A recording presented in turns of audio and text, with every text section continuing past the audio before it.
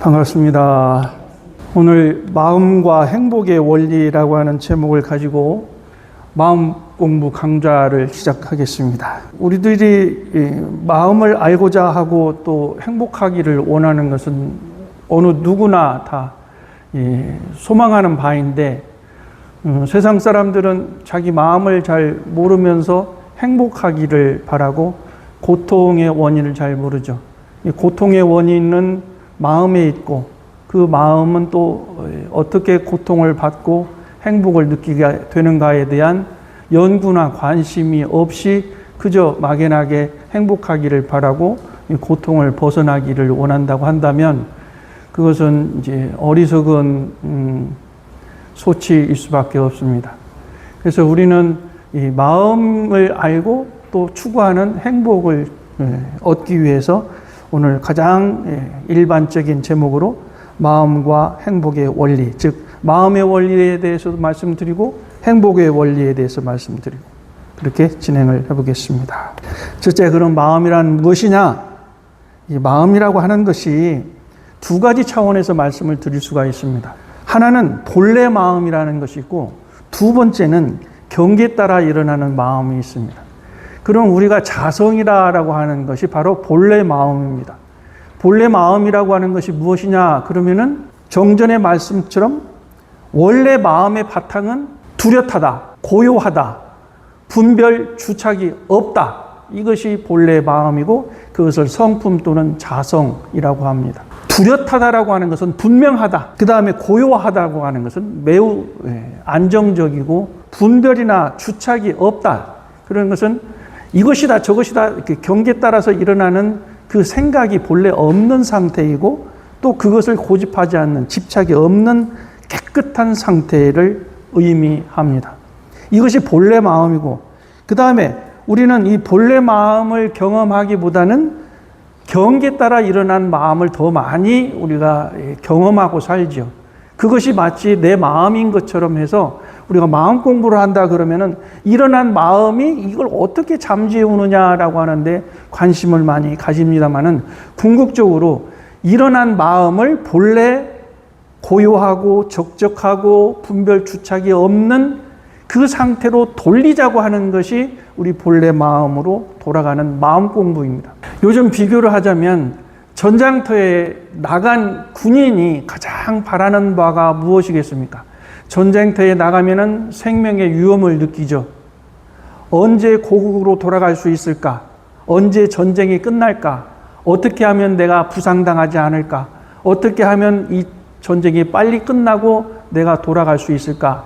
그럼 돌아간다고 하는 것이 무엇이냐?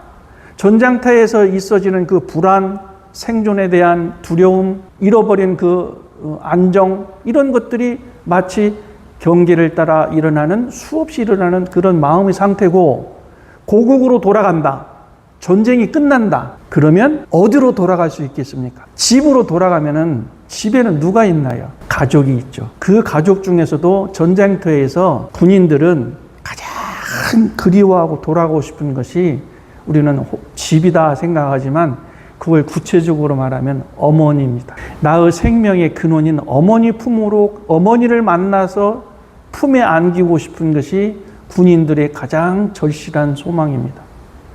그러니까 우리 중생들은 일상생활을 할 때 수없이 일어나는 그 갖가지 일어나는 마음을 전쟁에서 군인이 어머니 품으로 안기고 돌아가고 싶듯이, 우리들의 경계에 따라서 일어난 그 마음이 본래 자리, 사성, 성품이라고 하는, 즉 분별 주착도 없고 고요한 그 자리에 돌아가는 것이 마음 공부라는 것입니다. 그것이 수행이라는 것입니다. 마음이라는 것이 두 가지 차원이 있는데, 우리는 본래 마음을 알아야 할 것이고 경계에 따라서 일어난 마음이 있다고 하는 것을 알아야 되겠다. 마음을 구성하는 세 가지 요소가 있습니다. 첫째는 감정이고, 두 번째는 감각이고, 세 번째는 생각입니다. 이 감정이라고 하는 것은 저는 먼저 정의할 때에 나의 가장 솔직한 모습이다. 감정이라고 하는 것을 어떤 사람들은 부정시하고 터부시하고, 그 감정이 일어나는 것을 자꾸 배제하려고 하고 감정을 누리려고 하는 것은 매우 어리석은 것이다. 나에게 일어나는 감정은 나를 나타내는 가장 순수한 모습이다. 그렇기 때문에 나한테 일어나는 감정을 매우 보호해주고 안아주고 귀중하게 여겨야 됩니다. 아, 내가 슬그머니 짜증이 나는구나. 아, 내가 슬그머니 두려워지는구나. 아, 슬그머니 내가 게을러지려고 하는 생각이 나는구나. 등등등의 여러 가지 나에게 조그맣게 일어나는 그 감정을 면밀하게 보살펴주고 바라봐 줘야 됩니다. 그 감정이 왜 일어났는가에 대한 것을 알기 위해서라도 내 감정을 느끼게 하는 것입니다. 그래서 나한테 일어나는 감정을 이름을 붙여주는 것이 가장 좋습니다. 아주 나는 경노하고 있다. 크게 화를 내고 있다. 나는 상당히 짜증을 내고 있다.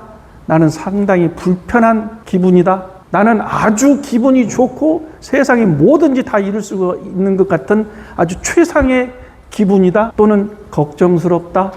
매우 염려된다. 등등등의 내 감정의 모습들을 세밀하게 관찰해 주는 것이 좋습니다. 이 감정이 일어나면 안 돼라고 억누르지 말고 그대로 이러한 감정이 일어났구나라고 하는 것을 봐주는 것이 감정. 이것이 마음의 요소입니다. 내 마음에서 일어나는 그 감정의 요소를 자꾸 없애려고 하고 억누르려고 하는 것은 그것은 풍선을 누르는 것하고 똑같아요. 풍선을 누르는 것하고 똑같아요. 그러니까 감정은 그대로 읽어주기만 하면 된다. 이 감정이 왜 생기느냐 하면은 현실 경계에 대한 나의 생각이 부딪혀서 나오는 부산물입니다. 날씨가 쨍쨍 내리쬐다. 근데 에어컨이 없다. 이런 현실을 딱 부딪혔을 때 짜증난다. 그러면은 날씨가 덥다라고 하는 그 현실에 에어컨이 없다라고 하는 그 현실에 나는 에어컨을 바라고 싶고 에어컨 속에 들어가고 싶은데 선풍기밖에 없다. 에어컨이 고장났다. 이런 현실들에 대해서 내가 어떻게 현실을 바라보느냐에 대한 부산물이 바로 감정입니다. 만약에 에어컨이 없어서 에어컨 하나 있어야 되는데 라고 하는 생각에 계속 집착해 있다면 에어컨이 없는 이상 나는 계속 짜증나는 마음이 나는 것이고, 에어컨이 없어도 괜찮아. 선풍기를 돌면 되지. 아니면 시원한 옷으로 갈아입지. 이렇게 생각을 돌리게 되면 마음이 아까 짜증나는 것이 아니라 그저 괜찮다고 하는 것이 됩니다. 그래서 이 짜증이라는 것과 짜증이 나지 않는 것이라고 하는 것은 바로 경계에 대한 내 생각이 부딪혔을 때 나타나는 감정이라는 것을 우선 여러분들이 잘 이해를 하셔야 됩니다. 두 번째로 감각입니다. 감각이라고 하는 것은 6가지 우리들에게 감각 기관이 있다고 하는 것을 잘 알으셔야 됩니다. 안입이 설신의가 6가지 감각 기관입니다.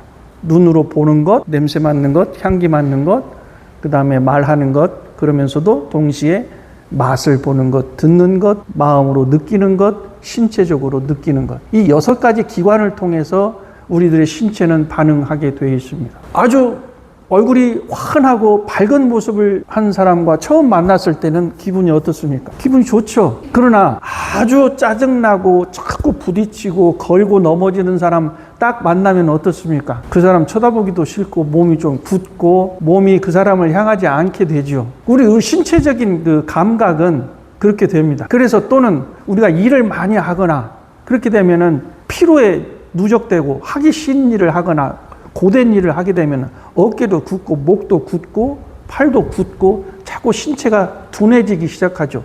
또 정신적으로 피곤해지죠. 이러한 육체적으로 느껴지는 것도 마음에 다 영향을 미칩니다. 우리 연로하신 분들께서 나이를 1살, 2살 자꾸 70이 넘어 80이 가까워 80이 넘어가면은 이 신체적 감각 기관이 둔해지고 약해지면서 내 마음도 위축된다는 것이죠. 그러니까 우리들의 마음의 중요한 구성 요소가 신체 감각이라는 겁니다. 어떠세요? 눈이 안 좋으니까 수술하고 나니까 마음도 자꾸 쪼그라집니까? 예? 그 마음이 내가 자꾸 위축되느냐? 왜 그러느냐? 아, 신체 감각이 자꾸 둔해지니까 내 마음도 줄어든단 말이에요. 왜소해진단 말이에요. 이것이 신체 감각을 통해서 마음이 변화되는 원리입니다. 그렇기 때문에 다시 말씀드리면, 아, 내가 지금 허리가 잘 힘이 들어서 마음도 자꾸 나태해지고 마음도 자꾸 귀찮아지는구나. 이 신체 감각이라는 거예요. 그러니까 다시 말씀드리면 마음을 더 밝게 하기 위해서는 신체도 건강하게 하는 거죠. 일본의 아주 세계적인 그 소설가 무라카미 하루키라는 분 잘 아실 겁니다.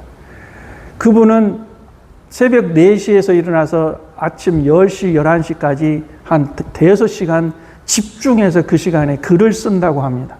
글을 쓰고 나서 낮에는 10km, 13km, 16km를 또 뛴답니다. 네? 45년간을 그려왔답니다. 그래서 가장 집중할 수 있는 시간에는 글을 쓰고, 그 다음에는 뛰고, 그 다음에는 또 휴식을 하고, 이렇게 반복적으로 정확한 자기의 하루 습관을 정기적으로 규칙적으로 해왔기 때문에 이런 세계적인 소설가가 될 수 있다고 합니다. 중요한 것은 신체 체력이었습니다. 아무리 대여섯 시간 집중해서 글을 썼다 한들 만약에 체력이 고갈되고 신체가 바탕이 되지 않았다면 그렇게 지속할 수 없었겠죠. 그러니까 신체적인 감각은 마음의 정신력에 매우 영향력을 끼치는 것이다. 이 두 번째 말씀을 드리고, 세 번째는 생각입니다. 생각을 다른 말로 하면 판단과 분별심이라고 합니다. 이 생각이라고 하는 것은 평상시에는 별 생각이 없다가 어느 경계를 딱 만나면은 판단이 딱 일어납니다. 분별이 딱 일어납니다. 제가 어저께 글을 하나 써드린 게 있죠. 모 교당에 가니까 화단에 한 20m 정도 쭉 화단이 있는데 어송초만 이렇게 쫙 있는 거예요.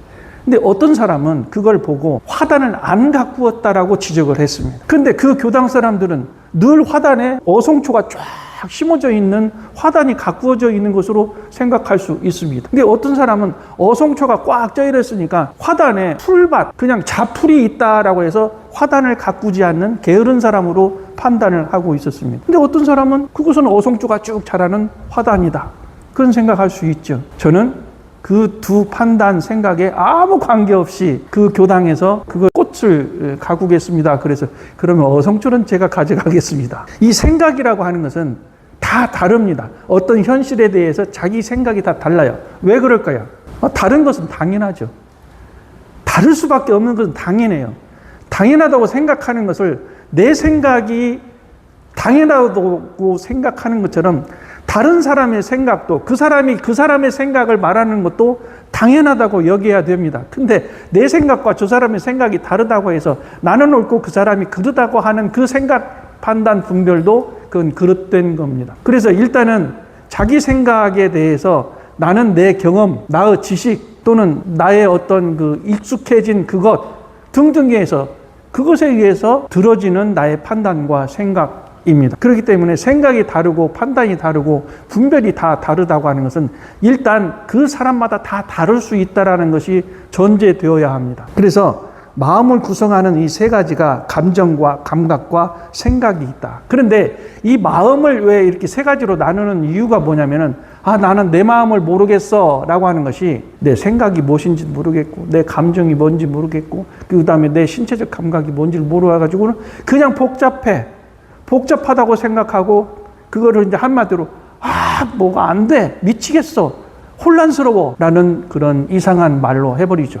그것을 또 이제 청소년들은 짜증나, 개, 왕, 막 이런 한마디로 자기 마음을 표현을 하죠. 근데 그 마음을 표현한다는 것이 생각도 감정도 신체적인 감각도 다 그냥 두리뭉실해가지고 한마디로 표현을 하고 있어요. 그래서 우리는 신체 감각만을 가지고 우리의 마음이라고 할 수 없고 신체 감각에 의해서 나타나는 그 마음이 있고 또 감정을 통해서 나오는 나의 마음의 요소가 있고 생각에 의해서 나의 마음을 표현할 수가 있는 거기 때문에 내 마음은 지금 어떠한 감정이며 어떠한 지금 신체적 감각을 느끼고 있으며 어떠한 그 생각, 판단, 분별을 하고 있다라고 하는 이 세 가지를 분명히 하는 것이 마음 공부의 중요한 요소가 됩니다.